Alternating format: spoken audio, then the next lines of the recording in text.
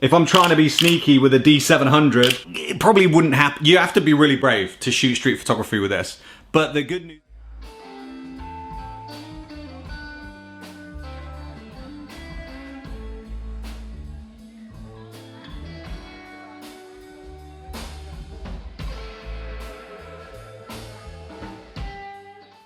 Let me show you examples of a portrait shoot using the D700. Let me show you an example of a wedding shoot using a D700. I'm not saying that that's the only camera you should use. I'm saying it's the camera that I enjoy using. Heck, 2024 I did this. 2023 I did this. You are able to use this camera for professional use. It is full frame. It is a Nikon professional camera. Stick around and you can see what these images actually look like. These were professional cameras back in the day when they were used, and they're professional cameras now. Just because everybody else is shooting a Sony A7 million, it doesn't mean you have to. Have a look at the images, have a look at the examples, and see what you think. Stick around. These are pretty awesome.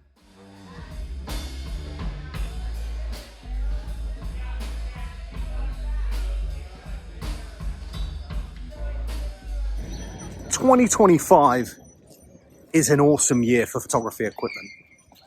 One can go out and purchase the best Sony Alpha, the best Panasonic Lumix. Heck, you could spend your entire mortgage money and buy a Leica if you feel like it. But for me, going back to these old school full frame DSLRs makes me so happy. Make sure you get a good strap on your camera because they're pretty heavy. I've been lugging this around all morning and my arms can definitely feel the weight. Not as light as my G5, but still, the images that I get, that low light rendering, absolutely beautiful. The D700 in 2025, beautiful camera. Would I take it on vacation? Probably not, it's a bit heavy. That's where I would take my mirrorless, beautiful G5. But for me, driving downtown to a museum with my tiny human, beautiful camera. Love it. Let's go back to the studio, have a closer look, and have a chat. It's a moose.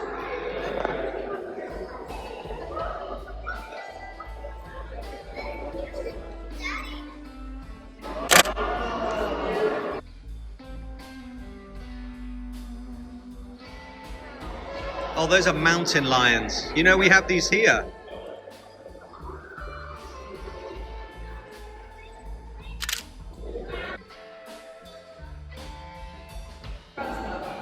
Ow!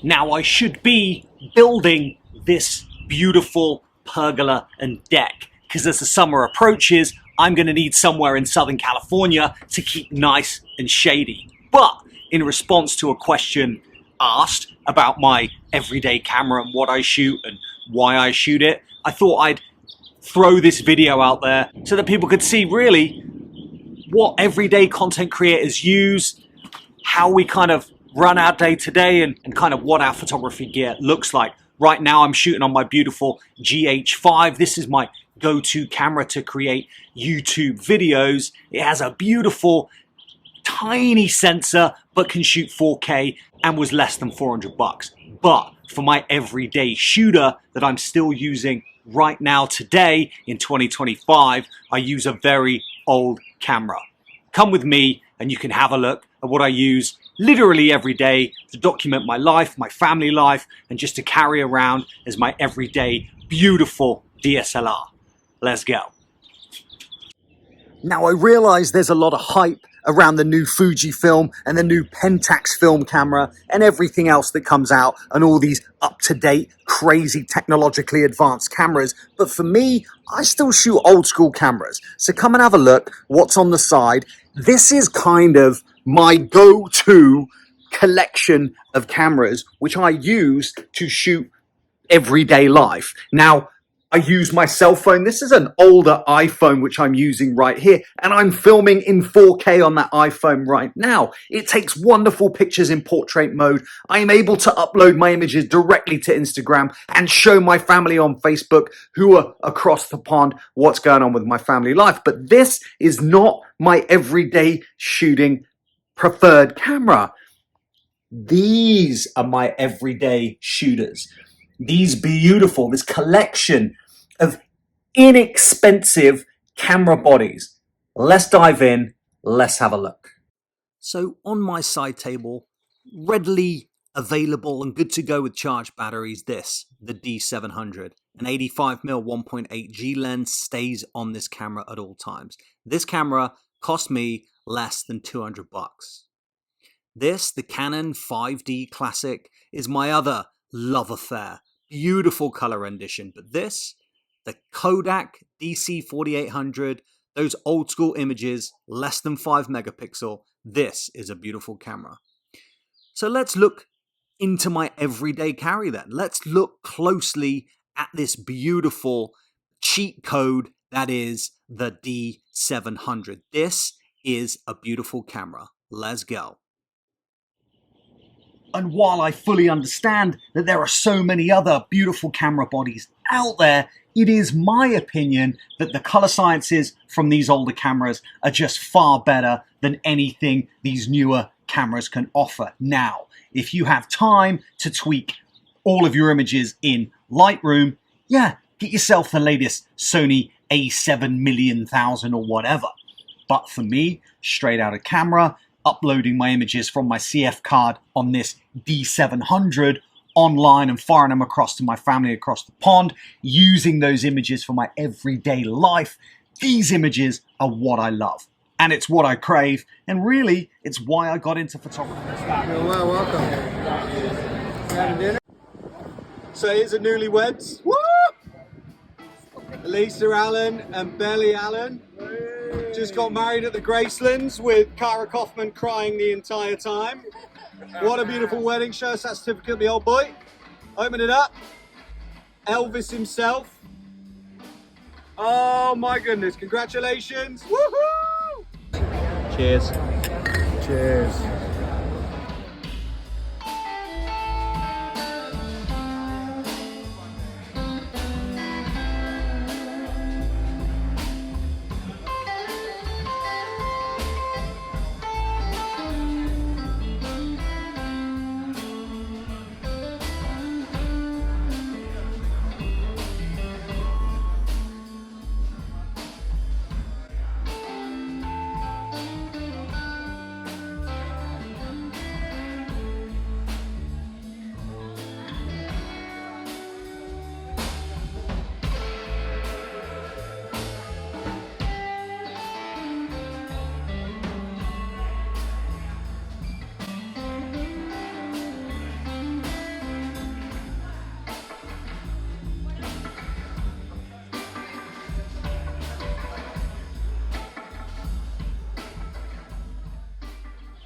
There really isn't much you need when you're starting out in photography. But if you've been on a photography journey for a while and you're looking for something which will spark that enthusiasm, nostalgia, and still get those creative juices flowing, then for me, the D700 with its full frame and its beautiful color science just really helps to rekindle that wonderful nostalgia. Ladies and gentlemen, if you pair a Nikon D700 with a beautiful 85mm 1.8 prime lens, oh my goodness, the images that you get out of this wonderful AFS 85mm 1.5G lens, fantastic. Low light, there is no better camera body than the Nikon D700 to get you those beautiful images. Yeah, the 12 megapixel, it's not going to give you crazy dynamic range, but it gives you enough to encourage you to go out and shoot. So we can see that we shot a wedding video using one of these cheap cameras, and this here is the simple portrait session with a beautiful family. Can you use these old school DSLRs to make money? Absolutely yes. It's about what the client wants. Can you deliver images which make them happy?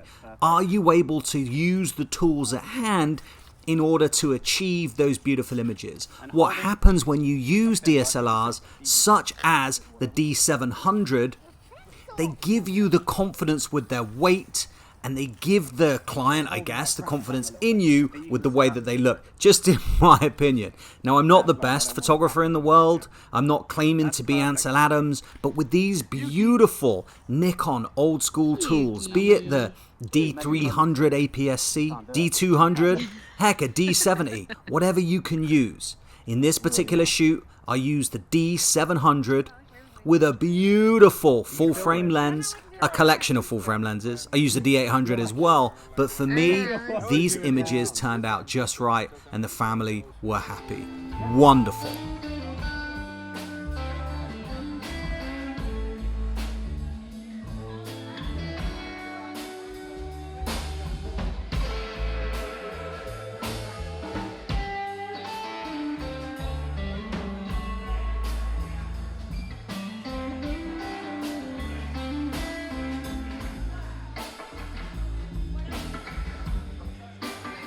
So why in 2025 on this ugly couch on my incomplete deck covered in an incomplete pergola am I using my time to reintroduce you guys to the D700? It's so simple. So many people today, I don't know what's going on in the market, but everybody is after the next new thing. Whatever is being released, you guys just gravitate towards it. You spend all your money and you become poor and you don't go out and shoot. The idea of photography, of videography, don't forget why you started this. Whether you're a photographer, a videographer, whether you have projects and things that you love to do, you need to go out and do it. And if you spend all your money on gear, you don't have enough money left to go out and do things. Spend your money on travel, on experiences, and take your gear with you, your older gear with you. Yes, the D700, it's chunkier than a mirrorless camera. My GH5 that I'm filming on right now, tiny little beast and very good at stills photography. Nothing compared to the D700. The images that you get from these older, beautiful sensors are just so buttery and milky and beautiful. You guys, I edit very little, if any, out of these beautiful sensors.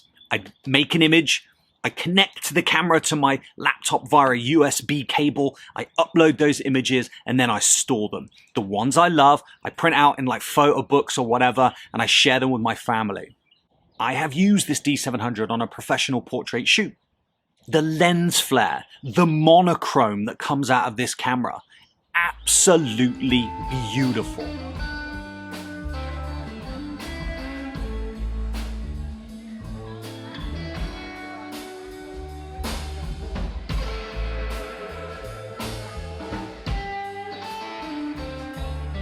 So that was just a little insight in what I'm shooting with today in 2025. And yes, I have used this beautiful D700 to help me out in photo projects. It is capable of doing so. The lens selection, that F-mount, abundant in the market and not much money. You guys, if you need to get into the full frame market, if you're looking for a beautiful full frame camera, do not discount these Nikon beauties. The D700 in 2025 is still a viable option for you for less than $200.